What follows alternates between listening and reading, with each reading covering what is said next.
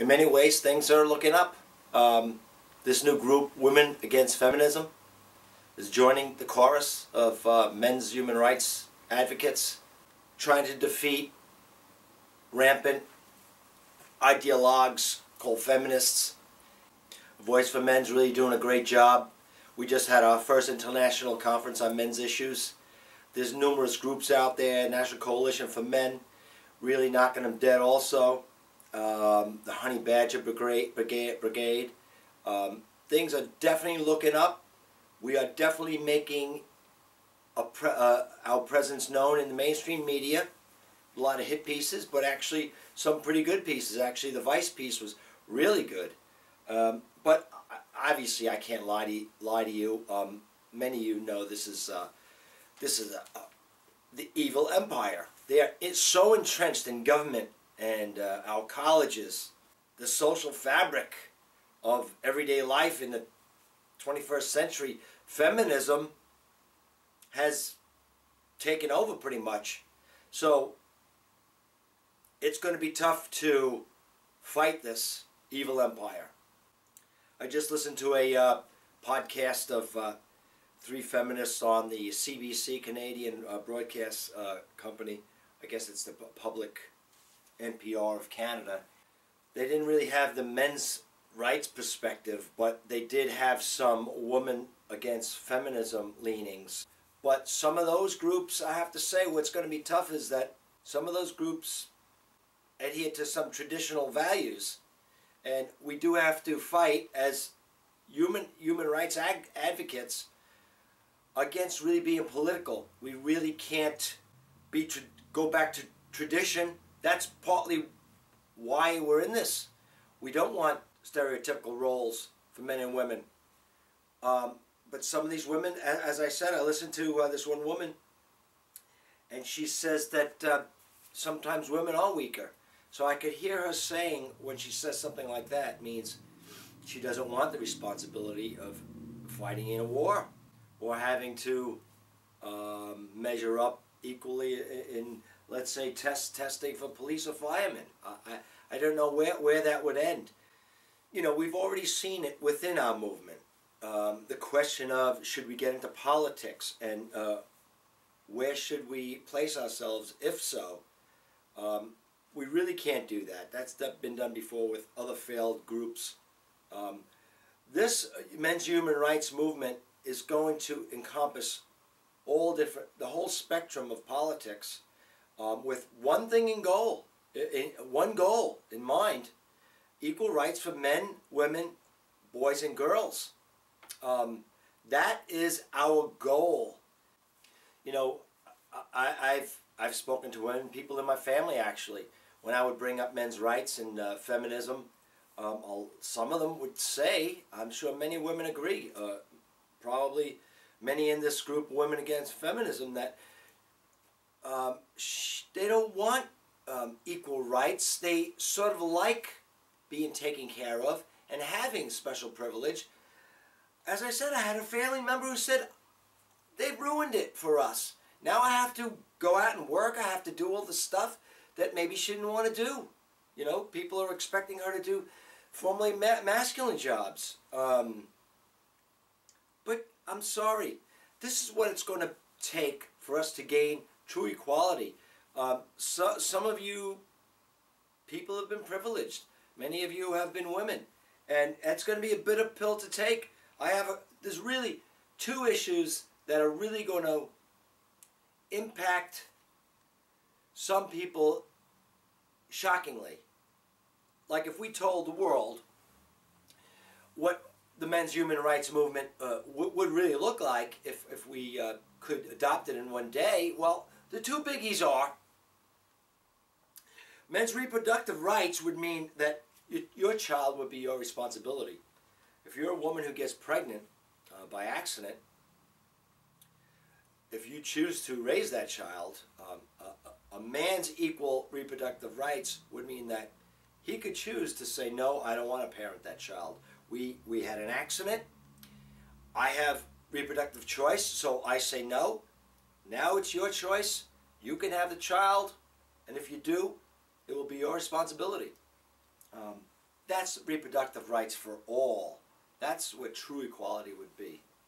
So that's a big bitter pill to swallow for a lot of women who think that they're entitled to get child support if they so choose to have a child unilaterally.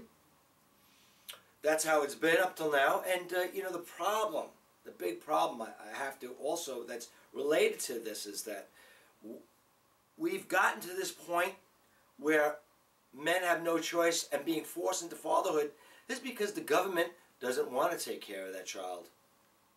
Because of such liberal welfare policies, if they don't find some man, any man, to give child support to this woman, then the government would have to.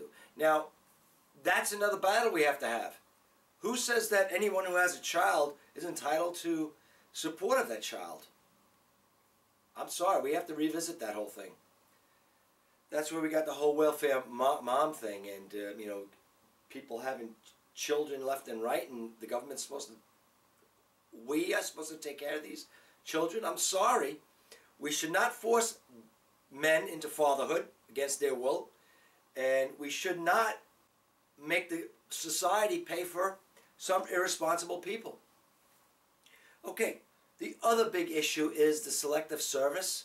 No, we don't have a draft right now, but when there is a draft, they're going to draft men, and that's unconstitutional in my book. Of course, you know, it's funny how the Constitution is such a wonderful document, except if the government chooses to make excuses or exceptions, you know, as far as like equal protection under the law. But if the government needs some strong people to fight, let's just draft men.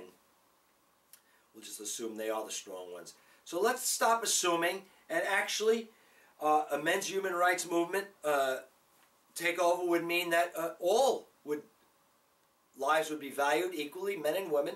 So in event of war, we would all have to learn how to fight and defend ourselves, defend the country that we represent and love.